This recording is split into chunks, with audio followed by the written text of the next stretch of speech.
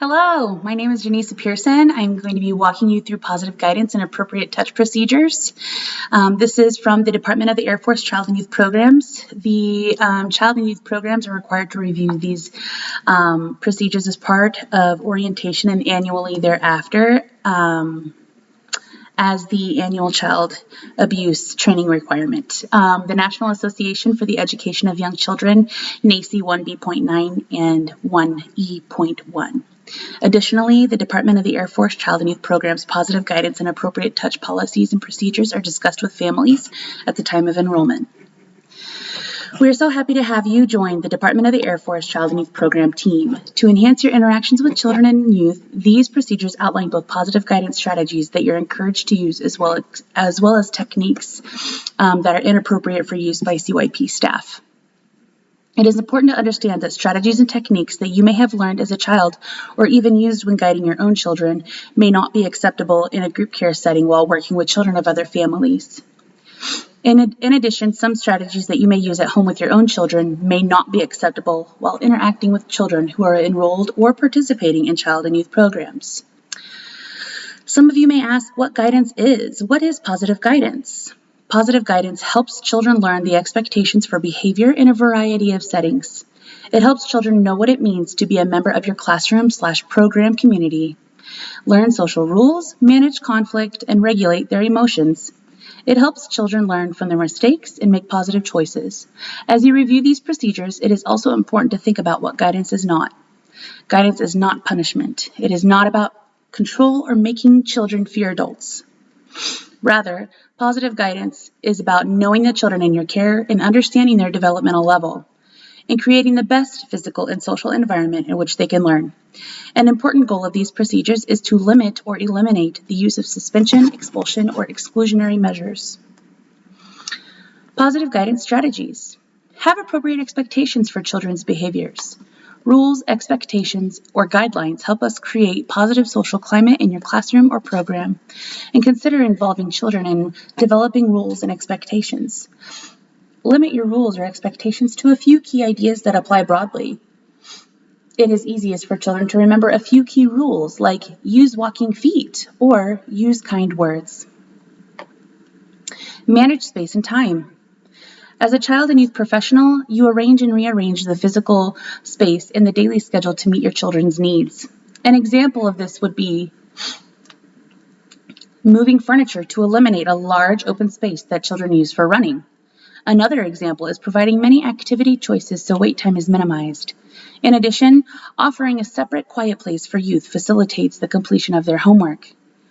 The way that you organize your time and space influences the kinds of decisions children make in the classroom and program. Therefore, you should start by examining your environment's physical space and time. And when a child has a problem in the setting, that's the first step. Create experiences that engage the whole child. If your children are bored, overstimulated, or disinterested, their actions will reflect those feelings. Be intentional and observe children regularly to ensure that they are using materials effectively and appropriately, and that your actions and materials connect on their interest and match their developmental levels. For older youth, school-agers, tweens, and teens, include them in decisions regarding materials, activities, and special events offered, ensuring that their interests are reflected in the program. Capitalize on your relationships with children.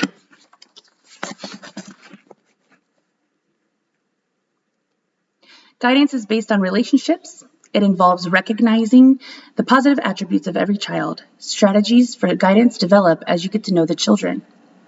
Observe them and listen to them. Make sure that you spend quality time with the children. Not just listening, playing, and enjoying activities together. In youth programs, connections show your support for youth's extracurricular activities and academics. Help children express their feelings. Adults who help children identify and express their feelings nurture empathy. You might look at a child and say, "I see tears. I wonder if you're sad about what happened between you and Teresa. Would you like me to help you talk to Teresa about it?" On a different occasion, you might say, "I'm feeling a little frustrated that I cannot get this computer program to work. I'm going to go find someone who can help us."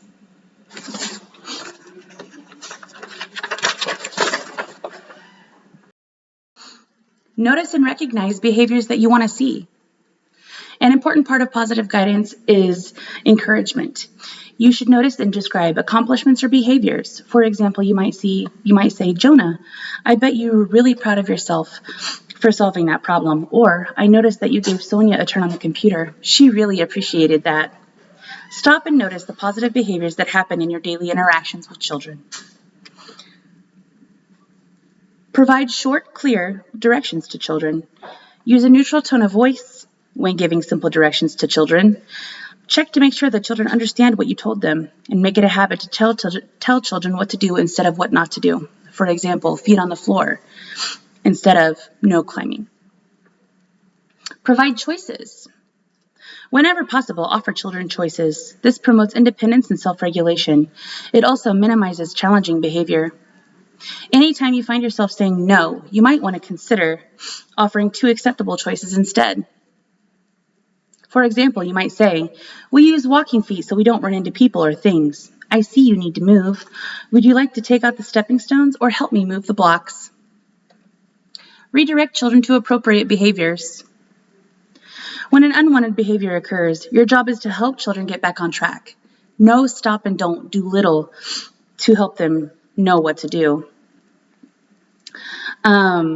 Instead, redirect them to the behavior that you do want to see. For example, keep the scissors in the art area or walk in the hall.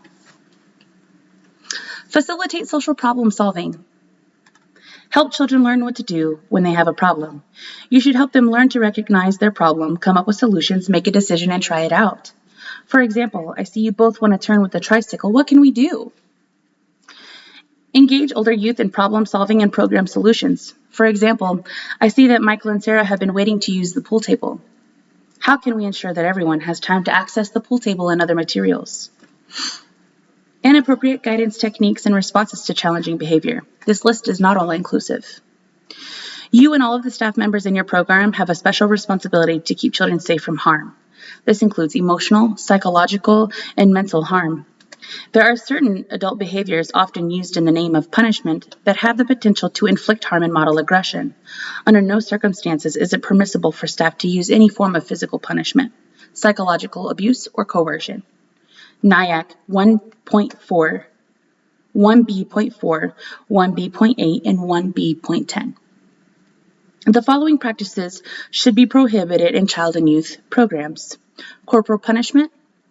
Staff may not under any circumstances strike, hit, whip, yank, bite, pinch, shove, shake, spank, pull hair, or use any other form of physical punishment on a child. Withholding physical needs. Staff may not under any circumstances withhold food, sleep, physical activity, or other needs like toileting from a child as punishment. Yelling, shaming, belittling, or threatening a child. Staff may not under any circumstances intentionally make a child fear for his or her physical or psychological safety. Staff may not call children hurtful names or threaten or humiliate children, nor should staff physically intimidate children with their presence, expression, or tone of voice. Isolating a child. Staff may not punish a child by leaving him or her alone or by putting the child in timeout, excluding them from participation. Binding or restricting a child's movements as punishment. Staff may not punish a child by preventing him or her from being able to move or speak. For example, covering a child's mouth or hands with tape. Touch that is okay. Reassuring touch, a pat on the shoulder or upper back, tousling hair, or gently rubbing the upper back to calm a child. Reassuring touch is depending on the developmental and chronological age. For example, gently rubbing the upper back of a toddler would be considered appropriate, but this same action would be considered controversial when engaging with a teenager. Hugging gently if the child is comfortable or initiates. Holding the hand of a young child for safety or reassurance. Helping a child stand up who has fallen on the playground. And tending to an injured child's wound. Touch that is not okay. Any form of corporal punishment.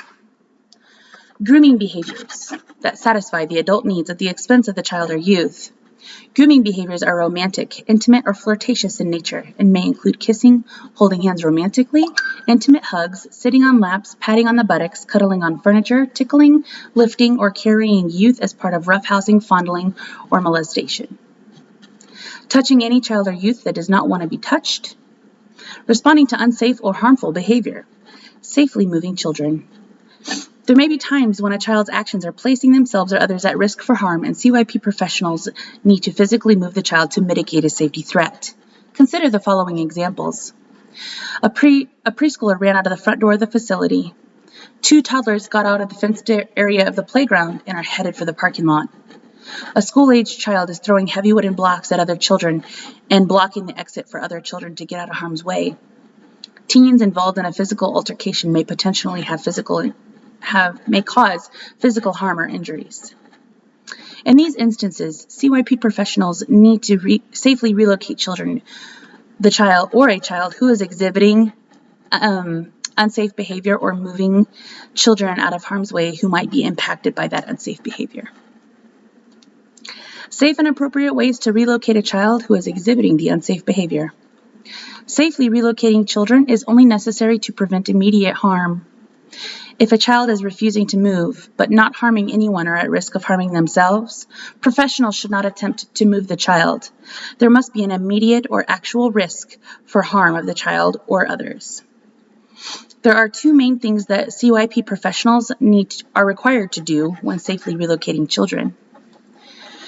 Keep only an open body posture and neutral facial expression, and tell the children what they are doing and why using a neutral tone. Lift the child that is small enough for the professional to carry in a safe manner without injuring themselves or the child. To avoid injury, squat down and place your arms around the child's body, using the muscles in your legs to stand and lift them off the ground. For children who are small enough to lift, another example is placing open palms under the child's arms, lifting them 2 inches off the ground, and sliding them over to move them out of harm's way. When lifting a child, avoid picking them up by their hands, arms, or legs because this can injure the child. Holding a child by the forearm or upper arm while walking them to another area. CYP professionals should avoid holding a child by the wrist, elbow, or other joints to avoid potential unintended injuries to this child. Placing an arm around the child's shoulder and guiding them to another area. CYP professionals should avoid dragging, pushing, or shoving children and youth. When relocating a child, it is critical to explain calmly out loud what you are doing, such as, I am picking you up to get you to a safe place, and then I will put you down. Moving a child with an open body posture and a neutral facial expression looks very different from moving a child with a tense posture and furrowed eyebrows. As soon as the child is in a safe location, the CYP professional shall place the child down or let go of them. These types of physical responses are only to be used to move the child safely in order to mitigate a safety threat. It is never used to restrain or restrict the child's body movements once the child is in a safer location and no longer at risk for harming themselves or others. It is also important to remember this measure is never used as a disciplinary action or used due to the frustration of the staff member. The intent to move a child safely from an environment is to ensure that the safety of the child and or safety of other children in the immediate area of the incident.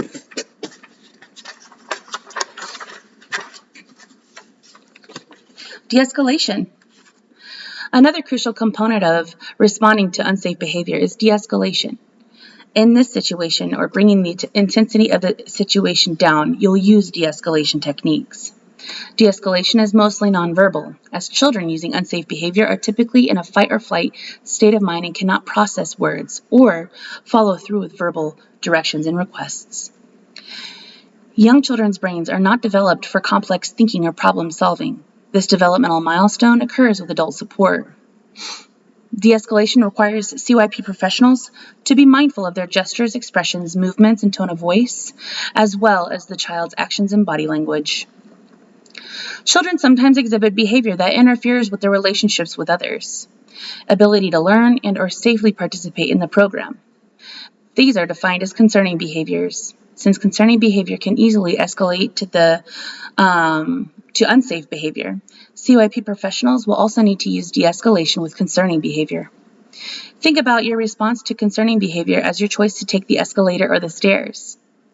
If a child is not supported, concerning behavior will continue to escalate to the level of a safety threat. Once a child gets on the escalator, they are going to ride it to the top. It works the same way for adults. The angrier or more upset we feel over a child's behavior, the more our words and actions escalate. Our goal is to support the child as soon as we see the concern. This requires us to avoid the escalator and take the stairs. On the stairs, you can always turn around. On the escalator, you will ride it to the top, and the situation escalates to the outcome can damage your relationship with children and create an unsafe situation. This diagram shows how a child's negative feelings or words and actions can escalate into unsafe behavior. If you're looking at the appropriate, the positive guidance and appropriate touch instructional guide, it shows how a child or youth is triggered and reacts using concerning behavior. The next step would be anger and frustration and disappointment. Next, we see the child lose control over thoughts and actions, resulting in the next step, which is fight, flight, or freeze, which is survival mode. Then, at the end, we get to the very top of the stairs, which is unsafe behavior. This is where we put other children and ourselves at risk, even the original child. Negative feelings and words and actions escalate these behaviors into unsafe behaviors, and we must make sure that we're doing everything that we can to de-escalate that unsafe behavior. It sounds easy to take the stairs because you're probably not upset right now as you're reading this, but in real life, it is very difficult to control emotional reactions to behavior, especially when the behavior is a hot button for you and really bothers you. Some things for CYP professionals to do include taking a physical step back from the child or the situation emotionally and momentarily. Taking deep breaths, picturing yourself turning around and coming back down the stairs, and calling for help when you feel frustrated with the situation. The Department of the Air Force Child and Youth Programs Inclusion Guide from November 2021 outlines a variety of tools, resources, and strategies to support the safe participation of all children and youth. In extreme cases where children or youth present a direct safety threat to themselves or others, exclusionary measures may be explored.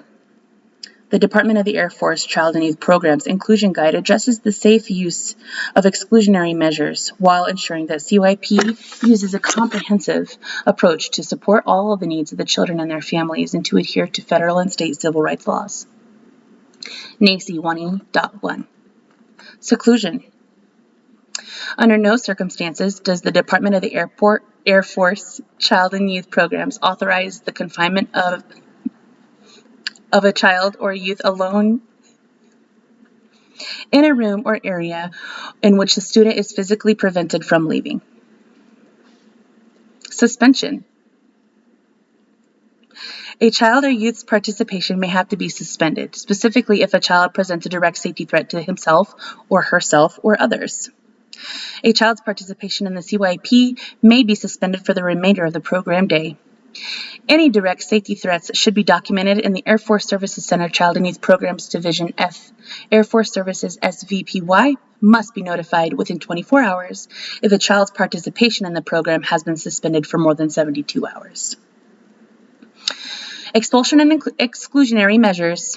Exclusionary measures are not considered until all other possible interventions have become exhausted. CYP procedures for denying care due to an actual health or safety threat, a fundamental alteration, or undue burden are based on the procedural requirements under federal law. The ADA Title II regulations contain procedural requirements for the Department of the Air Force Child and Youth Programs to follow when accommodations needed to include a child represent a fundamental alteration or undue burden on the program. Before such a determination is made, all available resources for use in the operation of the program or service must be considered, and there is an agreement that exclusion is in the best interest of the child. Per the Department of the Air Force Child and Youth Program Inclusion Guide, installations are required to complete the below steps and submit documentation to Air Force Services VCY. Air Force Services VCY will review documentation and coordinate with the Headquarters Department of the Air Force Child and Youth Programs. Once the review is complete, a recommendation will be provided to the installation. Only the installation wing commander has the authority to deny care to a child. In instances when this happens, the community child care coordinator should provide parents a list of available and local child care options, as well as work with the Air Force Services VCY to help families find care. Requirements for denying care or disenrollment. Installations requesting a denial of care or disenrollment must provide supporting documentation with justification for the request. Documentation must indicate reasons as a health or safety risk, a fundamental alteration, or an undue burden. Installation Council review to ensure due diligence under law. Enclosures to the packet must include the following: a program accommodations form, inclusion action team meeting minutes, medical documentation or of required accommodations as applicable, kids included together inclusion specialist recommendations, inclusion support plan, and last, support trackers. What do you do when you see inappropriate guidance or inappropriate touch? You must take action. Otherwise, there is a perception of condoning the staff member's behavior, leaving the child or youth at risk. The second that we go without saying anything, we endorse that staff member's behavior, and the continuum of harm persists. As a mandated reporter, if you suspect child abuse or neglect, you must report your suspicions immediately. Remember, if you fail to report, it could be 1 year in prison.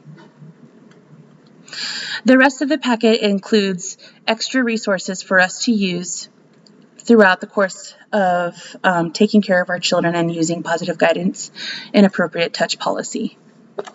Please feel free to read over these and visit those websites to ensure that you have all of the tools in your tool belt that you need. Thank you very much for attending this training.